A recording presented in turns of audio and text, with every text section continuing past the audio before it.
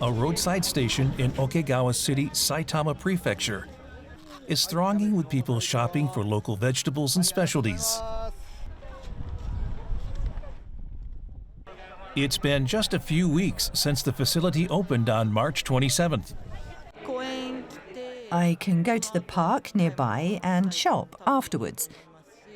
It seemed like a convenient facility, so I came to have a look. The operator wants it to become a food theme park to promote local foods. In one section of this bustling roadside station are rows of manholes. What exactly is this place? People arrive carrying a urinal? This is a disaster use toilet. We call it a manhole toilet, and it's used during disasters by putting up a temporary tent over it. There are 10 in total. This roadside station is actually a facility equipped with disaster use equipment. It has disaster use functions. Really? Did you know? I didn't. Interesting. Did you know? Not at all. Along a main road and close to an expressway interchange, this roadside station has the functions of a disaster relief site. It's equipped with emergency power sources and a system to source water and food. We don't know what kind of disaster we'll face, and are always aware that preparations are crucial. When disaster strikes in various places, we believe this roadside station will serve as a site that can play a big role in disaster relief. Roadside stations like this that are equipped with disaster use equipment are growing in number across the country. The Ministry of Land, Infrastructure, Transport, and Tourism has designated those with features such as spacious parking lots, quake-resistant structures, telecommunication systems, and access to water as disaster relief roadside stations that can serve as centers for rescue operations and temporary evacuation in the event of a disaster. There are currently 39 locations nationwide. With the designation, facilities receive priority from the national government for disaster budget allocations.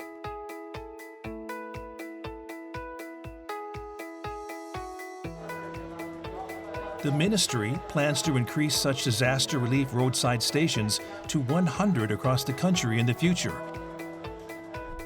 This roadside station in Okegawa is working to acquire that designation. Ultimately, we want to be designated a disaster relief roadside station and become a facility that can also serve as a center for disaster response. January 1st, 2024. A massive earthquake of intensity 7, the highest level on the Japanese seismic scale, struck the Noto Peninsula. Buildings and homes collapsed, and many people were forced to evacuate. This was the first time that a disaster relief roadside station fulfilled its intended function. The Noto Satoyama Airport roadside station sits in the middle of the Noto Peninsula. The airport facility itself is the roadside station.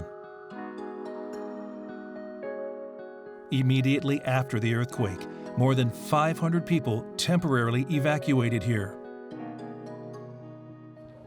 It was dangerous inside the airport building, so we had them evacuate outside. We set up tents all around there.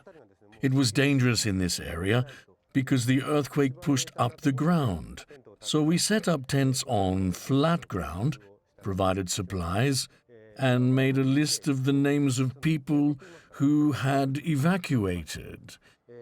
We asked those who drove here to sleep in their cars, and we also borrowed cars from car rental companies in the airport building so that people could stay warm through the night. That's how we evacuated afterwards. In times of disaster, there's a pressing issue for evacuees as essential as evacuation centers and obtaining supplies of water and food. The biggest problem was toilets. Toilets were a problem. At Noto Airport, the toilets were up and running relatively quickly. It was one of the few places where you could use the toilets, and we would always stop by. The problem was toilets. At Noto Airport, they're able to use rainwater they collect to flush the toilets. And as it's also equipped with independent power generation facilities, the toilets can be used in the same way as in normal times. Thanks to toilets running on rainwater, many people were able to use them. We became keenly aware about the need for disaster-resistant toilets. The catalyst for the establishment of disaster relief roadside stations was the Niigata Prefecture Chuetsu earthquake in 2004. Immediately after the earthquake, many people who were affected flocked to the roadside station in search of evacuation sites and information. We're starting to see a gradual recognition of the role that roadside stations play in disaster relief. We're now working to improve that capability. Roadside stations can serve as a regional site to provide relief during major disasters. For example, as a center for rescue operations by the self-defense forces, the police and firefighters.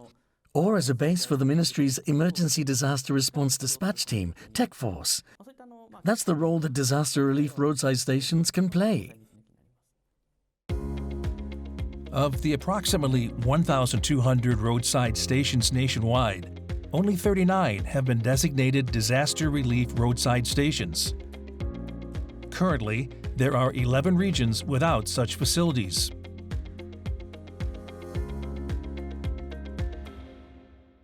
The number of disaster relief roadside stations is still low, and I hope more are built across the country.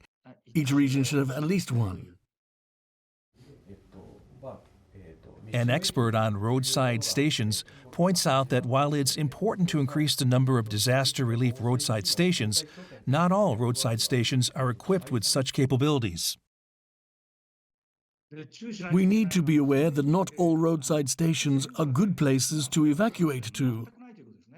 In the Great East Japan earthquake, a number of roadside stations were destroyed by tsunami. A big challenge is raising awareness about roadside stations that can serve as temporary evacuation centers and those that can provide disaster relief.